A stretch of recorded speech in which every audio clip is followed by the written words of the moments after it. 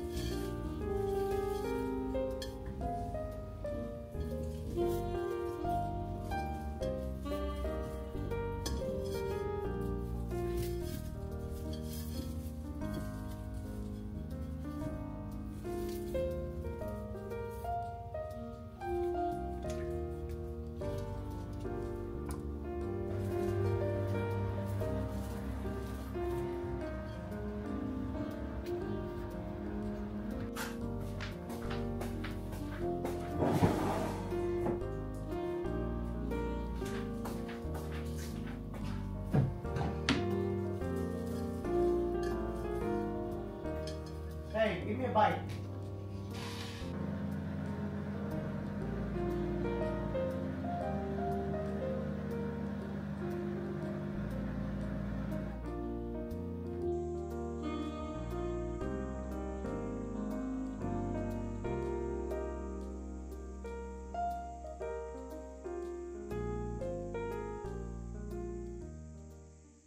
So, alis kami ngayon. Pupunta kami sa York ni Noel. Nag-aya kasi siya.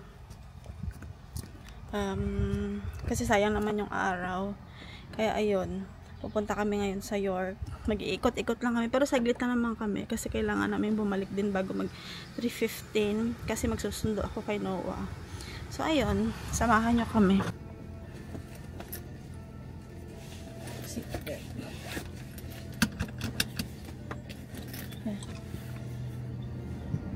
Our gracious loving God, Lord, aming dakilang Diyos.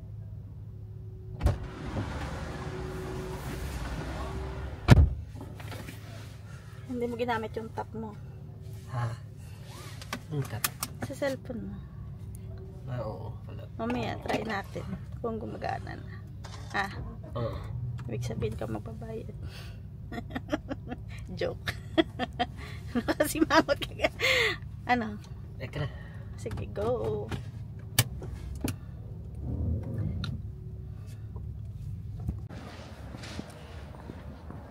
Dito na kami sa York. Lang, di masyado malamig. Kayang-kayang mag t-shirt. Restaurant.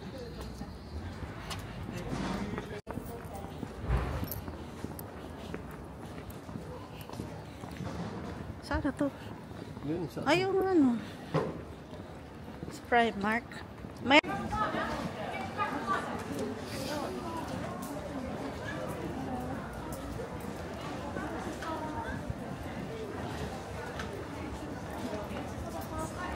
Amoy sila mo na.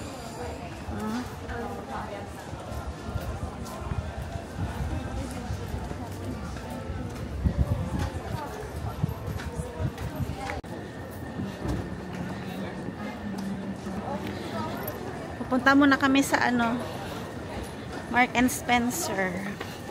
Alam na kung bakit. Magsi-CR. Favorite CR. Mark and Spencer. Taray. Habe. Oo. Doon pala sa ano, sa Shambles na. Ayan. Mamahaling CR.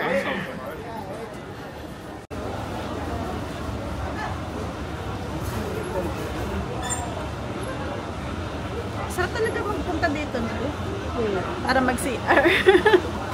Bunan. Sige, hindi malaki, hindi masyadong malaki. Pag ano? Hindi masyadong malaki.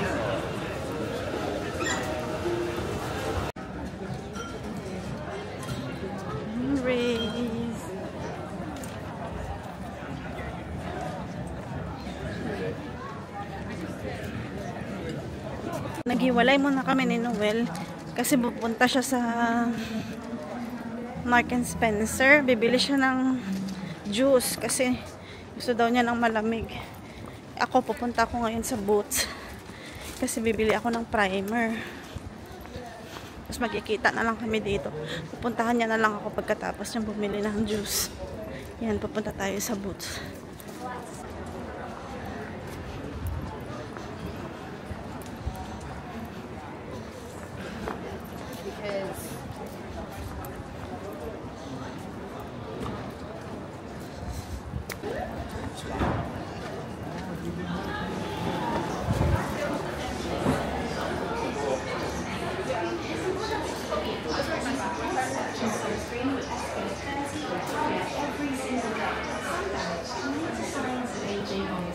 Shopping galore. Thank you, Daddy. Shopping, bilis mo lumabas. Bilis lumabas ng asawa ko. Ayaw gumastos. Pagkabili nung kanya, dali-dali siya kagad. Ayaw mo na. Dali-dali siya agad lumabas. Eh kung ano, may bayad. May CR pala dito, oh. Kaso may bayad, 40 pence. Kada ihi. Kaya mag-ano ka na. Tumae ka na. Sayang 40. Uwi na kami. Gumastos na. Hindi na kami kumain kasi busog kami. Mag-heavy breakfast kung sa bahay. Tama lang yan para medyo maaga tayo sa bahay. Diba din? So, ayun nga guys. Magluluto ako ng kinamatisan na baboy. So, naghiwa lang ako dito ng garlic, white onions. Dahil nga kinamatisan, naghiwa ako ng maraming kamatis. Bale, 5 piraso. Tapos, ginger o kaya luya. Tapos, sa meat naman, ito yung hiniwa ko. Bale, ano to, pork belly. Tapos, dinagdagan ko siya ng konting pork ribs. Para masarap kasi pag, pag may buto-buto. So, ayan. Siguro, half kilo lang to or mahigit ang half kilo. Konti lang, para lang may sabaw ba. Yung pork na binili ko para lang may sabaw kasi masarap humigop ng sabaw sa gabi. So ayun, try natin yung kinamatisan na pork. Ipapakita ko sa inyo kung paano yung process niya. Kung gusto nyo lang naman lutuin din. Tsaka try natin mamaya kung masarap ba talaga siya. Kasi first time ko tong lutuin, tsaka hindi pa ako nakatikim ng kinamatisan na baboy. Yung natikman ko sa probinsya dati, yung kinamatisan na isda. So, itatry natin yan ngayong gabi. So, magpapainit lang ako ng, magpapainit lang ako ng pan. Yan, papainit lang muna tayo kasi magigisa ako Magigisa kasi siya. Papainit lang muna tayo ng lutuan ko. Then, magigisa tayo. Thank you. Yes, my love. Cook muna si mommy. Okay. So, ayun. Ayan. Medyo mainit na yung pan natin. So, maglalagay lang ako dito ng mantika. Kasi, igigisa natin yung aromatics. Oh, wow. Sabihin mo kay kuya sa taas, kaya may ginagawa si mami. So, paininitin lang natin yung mantika. Pinatay ko muna yung apoy kasi sobrang init na ng pot natin. Kasi uunahin kong ilagay yung garlic. So, garlic muna. Unahin muna natin kasi ito yung garlic.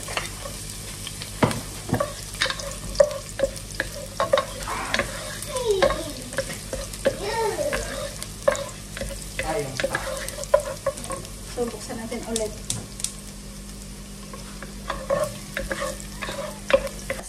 So, yung next natin ay sibuyas. Ilalagay na natin yung sibuyas. Tapos, mekos-mekos lang natin.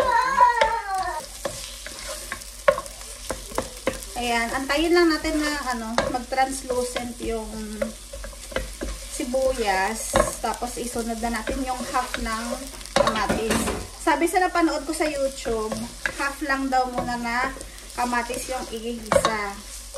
Tapos to follow na lang yung kalahati. So ayan, medyo translucent na yung sibuyas. Pwede na natin isunod yung kamatis. Ay, yung ano pa pala, nakalimutan ko, sorry. Dapat kanina pa to yung ginger. Ako nakalimutan, muntik na natin makalimutan yung muntik ko na makalimutan yung luya.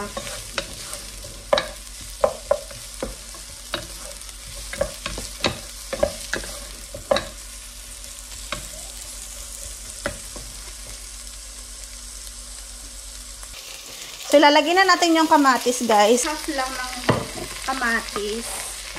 Kasama na natin igisa.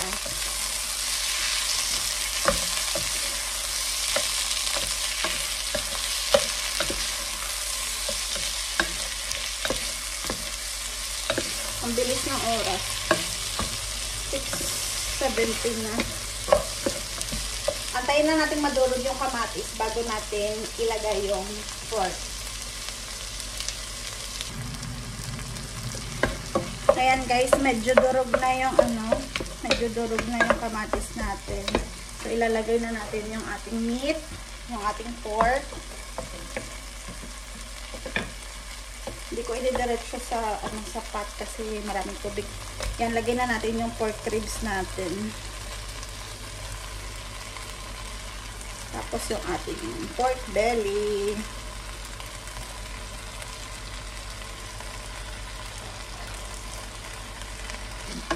Mga anak ko guys, mahilig talaga sila sa sa sabaw.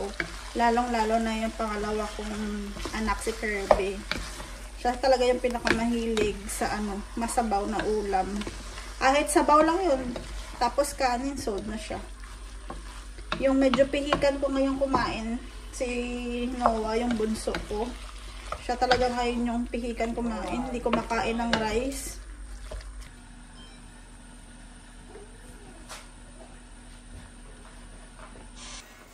Ayan guys, medyo okay na to. Lalagyan na natin siya ng pork broth. Tapos pakuluan natin ng 35 to 40 minutes para lumambot yung karne. So ayan, lalagyan na natin ng pork broth.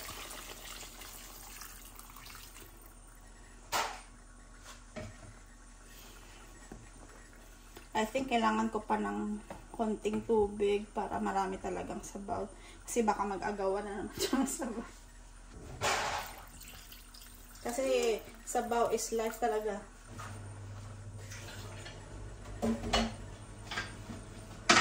So, ayun lang guys. Kuluan na natin siya ng 35 to 40 minutes hanggang sa lumambot yung karne. So, prepare ko muna yung chicken wings para mamaya ipiprito ko na lang siya. Yun nga guys, nakapag prepare na ako ng chicken wings. Nalinisan ko na sila, tapos nakagawa na rin ako ng breadings. Kino-coat ko lang ngayon yung first batch. Habang pinapakuluan natin yung kinamatisan, magpa-fried na ako ng chicken para mamaya ready na siya.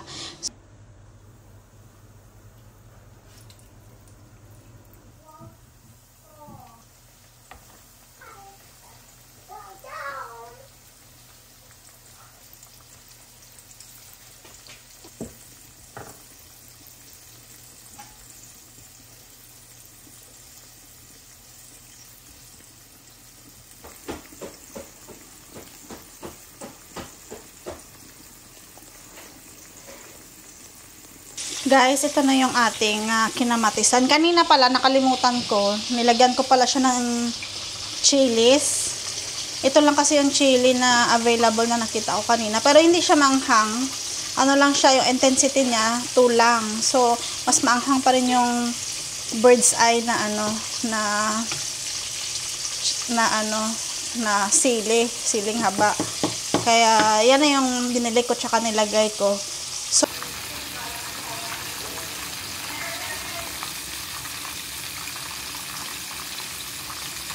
mamaya ko na ilagay yung yung pak choy kasi hindi pa naman kami ngayon kakain para pa rin siya fresh kasi pag nilagay ko na siya ngayon malalanta na siya. So later ko na lang ilagay yung yung pak choy. Pahinaan ko na lang konti yung apoy para tuloy-tuloy pa rin yung paglambot ng ng ating